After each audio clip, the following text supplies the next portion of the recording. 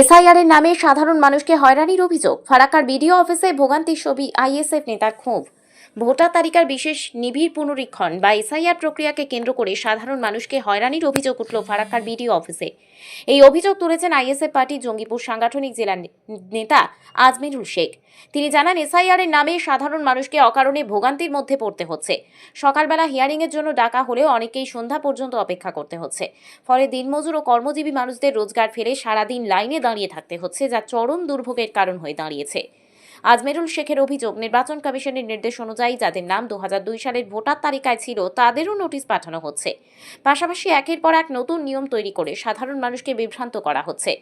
তিনি আরও বলেন, হিয়ারিং সেন্টারগুলিতে পর্যাপ্ত কর্মীর অভাব রয়েছে।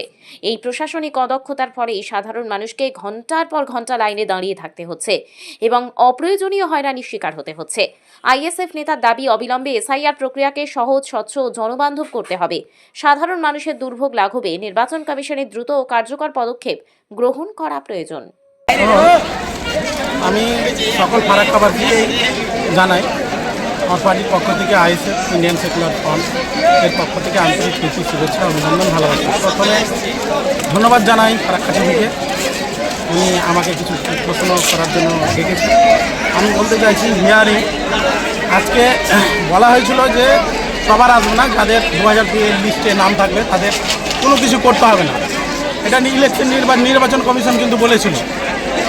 যাহা এটা মিথ্যা কথা হয়ে গেল, কারণ প্রত্যেকটা মানুষকে 2002 সালের যারা লিস্ট আছে, এখানে দেখেন আমার বাবার লিস্ট আছে 2002 সালে, সংশোধন করতে হবে, ঠিক আছে, সংশোধন করতে হবে, কিন্তু তারপরে এইভাবে মানুষকে হ্যারাসমেন্ট করে লাইনে দাঁড় করিয়ে 2002 যাদের নাম লিস্ট নিজের আছে, বাবা মায়ের নয়, নিজের আছে, তাদেরকেও আজকে লাইনে দাঁড় হতে হচ্ছে।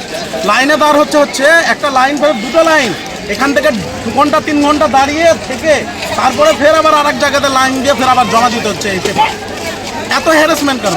সুপ্রিম কোর্টের নির্দেশ তো প্রত্যেকটা অঞ্চলে অঞ্চলে, দরকার পড়লে গেলে বাড়ি গিয়ে, আমরা তো জেনেছিলাম বিএলওরা বাড়ি গিয়ে কাজ করবে নাকি, তাই তো বিএলও বাড়ি গিয়ে এই সমস্ত ডকুমেন্টসগুলো নিতে হতো। মানুষকে হ্যারাসমেন্ট না করে বাড়ি গিয়ে ঘরে ঘরে গিয়ে মানুষের নথিপত্রগুলো জমা নিত। আজকে বাইরে কাজে যারা শ্রমিক গেছে, পরিযায়ী শ্রমিক, আপনারা জানেন মুর্শিদাবাদের লোক পরিযায়ী শ্রমিক, বাইরে কাজ করতে গেছে তাদেরকে বাধ্য হয়ে আসতে হচ্ছে হিয়ারিংয়ে ডেট করার জন্য, কারণ ভয় করছে। আমি প্রত্যেককে বলবো, ভয় করার কোনো কিছু নয়। আমরা আকাশ থেকে আসিনি, ঠিক আছে, উড়ে আসিনি, ওপর থেকে মহাকাশ থেকে, চাঁদ থেকে আসিনি। আমরা এখানের বাসিন্দারা, এখানে বসবাস করি, এখানেই থাকবো রক্তবিন্দু পর্যন্ত। রক্ত যতদিন এই শরীরে আছে আমরা এখানেই বাস করবো, আমরা এখানেই থাকবো। ভয়ের কোনো কারণ নেই। আমাদের উদ্দেশ্য ছিল ঠিক, যদি এসআইয়ের উদ্দেশ্য এরকম হয় যে মৃত্যু ভোটারের নাম বাতিল হওয়া বা নতুনদের ভোটার লিস্টে নাম উঠানো, এটা ঠিক আছে, কিন্তু এইভাবে যে হ্যারাসমেন্ট, এটা কিন্তু সত্যিকারই একটা দুঃখজনক বিষয়। স্পষ্ট আপনারা দেখেন, এখানে দেখেন, ভালো করে দেখেন, 22শে জানুয়ারি 3টা থেকে 5টা পর্যন্ত এসছি 2টার সময়। লাইন এত বড় লাইন যে বলা যাবে না যে এসে 2টার সময়, 5টার সময় হবে। এখন বাজে কটা? 5টার সময় হবে না। যিনারা হিয়ারিং করাচ্ছেন, যে এখানে নীতিশ দাস যিনারা করাচ্ছেন, তাদেরও অসুবিধা, টাইমের মধ্যে অ্যারেঞ্জমেন্ট করতে পারবেন না। যারা দাঁড়িয়ে আছে তাদেরও অসুবিধা, টাইমের মধ্যে অ্যারেঞ্জমেন্ট করতে পারবেন না, অসম্ভব। এই সমস্ত মহিলারা তারা বাড়ি যাবে কোথায় বলেন? ওরা বাড়িতে যাবে, নিরাপত্তা কে দিবে? 10টা 11টার সময় বাড়ি যাবে নাকি? সন্ধ্যার মধ্যে 5টার সময় টাইম দিয়ে টাইমটা কি অ্যারেঞ্জমেন্ট হবে? সুরাহা বের করা যায়। দেখেন, সুরায় একটাই বের হবে যদি অঞ্চলে গিয়ে বা বাড়ি গিয়ে।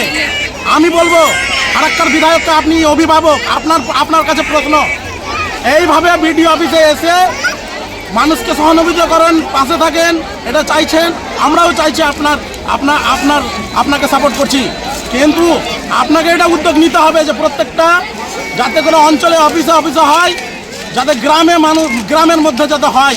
বিডিও যখন বাড়ি গিয়ে আপনার সংশোধন করতে পারছিল কিছুদিন আগে, কি ঘরে ঘরে দুয়ারে সরকার হয়েছে তো নাকি?